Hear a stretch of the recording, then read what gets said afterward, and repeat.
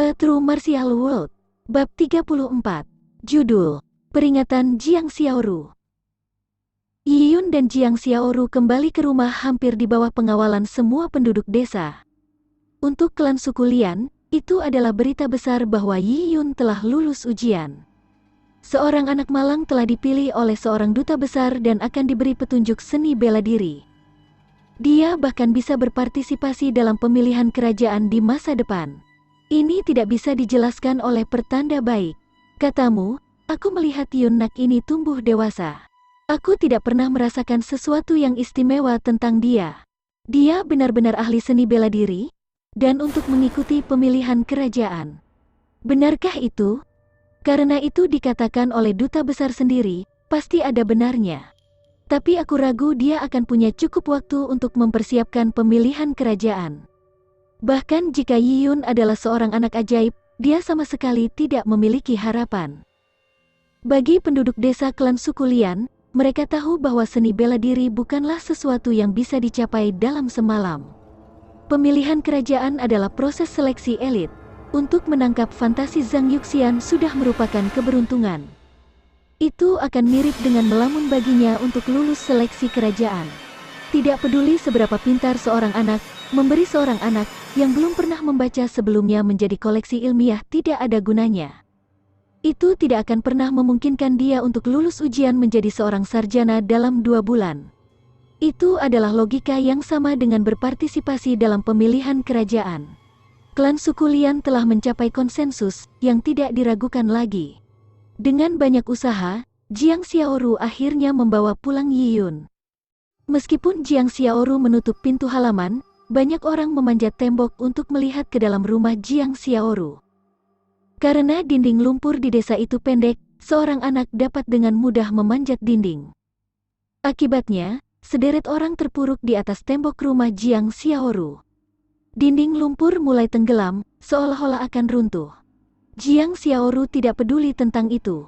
Dia memiliki pikiran yang campur aduk. Dia bangga dengan adiknya, tapi itu juga bercampur dengan ketakutan dan kebingungan akan masa depan yang tidak diketahui. Jiang Xiaoru tahu bahwa Yiyun hanya memiliki bakat, tetapi tidak memiliki kekuatan. Penduduk desa mungkin mencampur adukannya, mengira bahwa Yiyun telah mengalami peristiwa yang mengubah hidup. Jiang Xiaoru tahu bahwa di padang gurun yang luas, kekuatan adalah yang paling penting.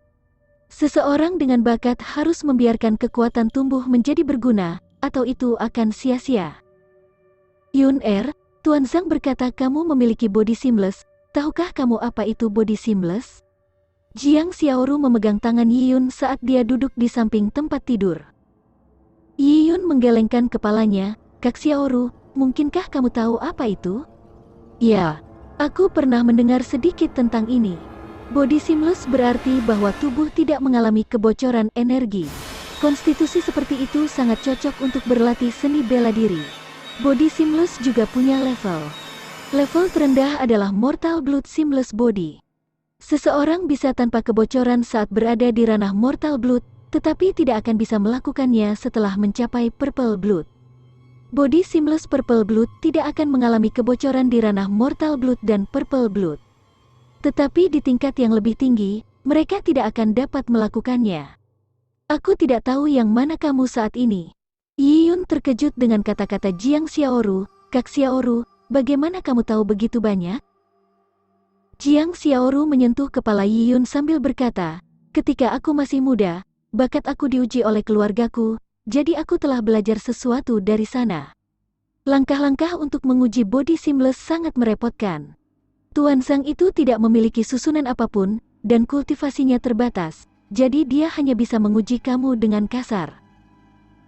Seseorang dengan body seamless sangat dihargai dalam sebuah klan. Tetapi jika kamu hanya body seamless Mortal Blood, maka apresiasinya akan terbatas. Namun tingkat body seamless yang lebih tinggi sangat jarang. Aku ingat pada hari ujian, sepupu aku bernama Jiang Mingzhe adalah body seamless tingkat Sage. Seluruh keluarga sangat gembira, dan mereka merayakannya selama berhari-hari. Ada banyak VIP yang datang pada hari-hari itu, untuk detailnya, aku tidak begitu ingat lagi. Yiyun tertegun setelah mendengar kata-kata Jiang Xiaoru. Level Seamless Sage Body, meskipun dia tidak tahu level apa itu terdengar sangat kuat. Dan, untuk dapat menghasilkan konstitusi seperti itu dalam keluarga, klan macam apa Jiang Xiaoru itu? Yiyun tahu bahwa Jiang Xiaoru berasal dari latar belakang yang kaya. Dia diajari cara menulis sejak muda. Dia telah banyak membaca, jadi dia tahu tentang kultivasi. Bukan tidak mungkin anak-anak dari keluarga kecil bisa melakukannya. Terlahir di klan seperti itu, bagaimana dia menemukan dirinya mencari perlindungan di padang gurun yang luas, untuk akhirnya diadopsi oleh keluarganya sendiri? Yiyun mau tidak mau bertanya, Kak Xiaoru, klan keluarga macam apa milikmu? Jiang Xiaoru mengerutkan alis kecilnya saat dia berpikir sejenak sebelum menggelengkan kepalanya sambil berkata, aku tidak ingat lagi. Aku hanya ingat itu adalah klan keluarga besar. Kemudian aku ingat bahwa aku mulai membaca dan menulis di usia kecil. Aku ingat halaman tempat aku tinggal ketika aku masih muda. Adapun kejadian setelah itu, aku tidak ingat lagi bahkan jika aku mencobanya. Kata-kata Jiang Xiaoru membuat penasaran Yiyun. Apakah keluarga Jiang Xiaoru mengalami transisi besar? Bisakah keluarga yang begitu brilian dihancurkan, menyebabkan klan bubar? Dinasti naik dan turun, keluarga tumbuh dan hancur. Di dunia ini, tidak ada yang abadi. Yun set pakaian ini dibuat olehku. Lihat apakah itu cocok. Saat Jiang Xiaoru mengatakan itu, dia mengeluarkan satu set pakaian yang baru dijahit dari beberapa bagasi lama. Itu terbuat dari kain hijau. Itu sangat kasar karena orang-orang dari Cloud Wilderness biasanya mengenakan pakaian yang terbuat dari linen. Mereka tangguh dan tahan. Yiyun terkejut. Keluarga itu sangat miskin sehingga gembok tidak diperlukan. Itu tidak berlebihan tapi fakta. Keluarga miskin seperti Yiyun tidak memiliki gembok. Di Cloud Wilderness, kunci yang terbuat dari logam mahal harganya. Seluruh kekayaan keluarga miskin tidak lebih berharga dari harga sebuah kunci. Dalam situasi seperti itu, Jiang Xiaoru bisa mendapatkan selembar kain untuk membuatnya pakaian baru. Yiyun menerima pakaian itu dengan perasaan campur aduk. Meskipun kainnya kasar, namun tetap elegan dan rapi. Ujung-ujung kain itu ditaburi peniti kecil. Ini dijahit satu persatu oleh Jiang Xiaoru. Jujur saja, tekstur bajunya kurang bagus, malah lumayan parah. Dibandingkan dengan pakaian katun dan sutra yang dialami Yiyun di bumi, itu adalah perbedaan surga dan bumi. Tapi pakaian seperti itu membuat Yiyun merasa sangat istimewa. Cepat, pakai. Aku ingin memberikannya kepada kamu untuk tahun baru, tetapi kamu akan berlatih seni bela diri hari ini di halaman sekolah. Ini acara yang menggembirakan, jadi kamu harus mengenakan sesuatu yang bagus. Orang lain tidak akan bisa mengejekmu seperti itu. Kata-kata Jiang Xiaoru membuat tenggorokannya tercekat. Dia menarik napas dalam-dalam sebelum melepas bajunya yang compang camping. Dia kemudian mengganti pakaiannya dengan set baru. Pakaian membuat manusia seperti kuda dipakaikan pelana. Pakaian Jiang Xiaoru sangat pas. Meskipun terbuat dari linen, itu sangat cocok dengan tubuh Yiyun yang sedang tumbuh dan aura yang diperolehnya setelah menerobos ke alam meridian. Itu sangat menarik. Jiang Xiaoru menarik Yiyun dan melihat ke sekelilingnya, merasa sangat senang. Tapi dia teringat sesuatu, berkata, Yun kamu mungkin dihargai oleh Tuan Zhang, tetapi Tuan Zhang akan pergi dalam 3 hari. Dia tidak ada hubungannya dengan kita, jadi akan sulit baginya untuk menjaga kita, jadi di masa depan, kita harus mengandalkan diri kita sendiri. Tuan Zhang mungkin berkata bahwa kamu memiliki banyak bakat, tetapi bakat tidak cukup untuk melindungi diri kamu sendiri. Kamu mungkin menghadapi bencana sebelum kamu dewasa. Itu karena gajah memiliki gading, sedangkan badak memiliki kula sehingga mereka diburu. Saat kamu berlatih di bawah Tuan Zhang, jangan terlalu berlebihan. Menjaga hal-hal tetap rendah dan berhati-hati adalah cara yang tepat untuk pergi.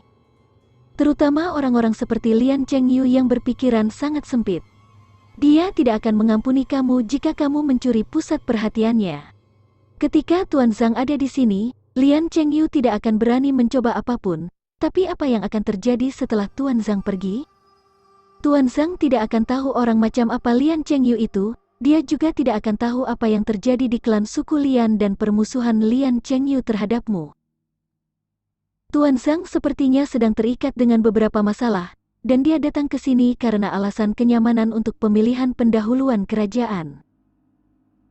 Dia kemungkinan tidak akan terlalu memikirkannya, dan tidak akan ikut campur dengan urusan internal klan suku Lian. Berharap dia melindungi kamu akan sangat sulit. Apakah kamu mengerti? Jiang Xiaoru berkata banyak dalam satu tarikan napas, membuat Yi Yun tercengang. Pikiran Jiang Xiaoru sangat bijaksana. Pemahamannya tentang orang-orang dan dunia melebihi gadis-gadis seusianya. Seorang gadis normal akan pingsan saat mendengar kakaknya dihargai oleh seorang duta besar. Dia tidak akan tinggal di rumah untuk memberinya nasihat, tetapi lari ke tetangga untuk membual tentang kakaknya yang cakap. Kak Xiaoru, aku mengerti semua yang kamu katakan. Yi Yun memegang tangan Jiang Xiaoru. Jangan khawatir, jika aku tidak percaya diri dalam berurusan dengan Lian Chengyu, aku tidak akan pernah melangkah maju hari ini. Yi Yun dengan hati-hati mempertimbangkan pilihannya sebelum mendaftar. Tanpa pertanyaan, Yi Yun harus melewati babak penyisihan yang dibawakan oleh Zhang Yuxian. Tidak hanya itu, tiket yang diperlukan untuk masuk ke pemilihan kerajaan, tetapi untuk dapat diberikan keterampilan dari Zhang Yuxian membuat Yi Yun sangat tertarik. Sebelumnya, Yi Yun telah mencuri pelajaran dari Yao Yuan, jadi efektivitasnya sebagian besar berkurang. Yi Yun harus melangkah maju ketika Zhang Yuxian membuat pilihannya. Namun, Yi Yun hanya bisa mengungkapkan bakatnya, tetapi tidak mengungkapkan pelatihan sebenarnya di depan Zhang Yuxian. Zhang Yuxian tidak tahu kartu truf Yi Yun. Bahkan Lian Chengyu tidak tahu. Yi Yun adalah anak yang lemah beberapa hari sebelumnya, tanpa tumbuhan atau orang yang menanamkan keterampilan kepadanya, tidak masuk akal bahwa dia tiba-tiba mencapai alam meridian entah dari mana. Jika Lian Chengyu memberitahu Zhang Yuxian tentang ini, Zhang Yuxian akan merasa curiga. Orang yang sombong seperti dia bahkan tidak dapat memiliki kecepatan kultivasi yang begitu cepat bahkan jika dia memakan semua jenis tumbuhan yang berharga setiap hari. Pada saat itu, Zhang Yuxian bahkan mungkin curiga bahwa dia punya rahasia. Meskipun Zhang Yuxian tampak seperti orang yang jujur, tetapi yang terbaik adalah berhati-hati. Seseorang yang jujur bisa saja tergoda oleh harta karun yang sangat besar di hadapannya untuk melakukan perbuatan yang mengerikan. Yi Yun pasti tidak bisa mengekspos kristal ungu.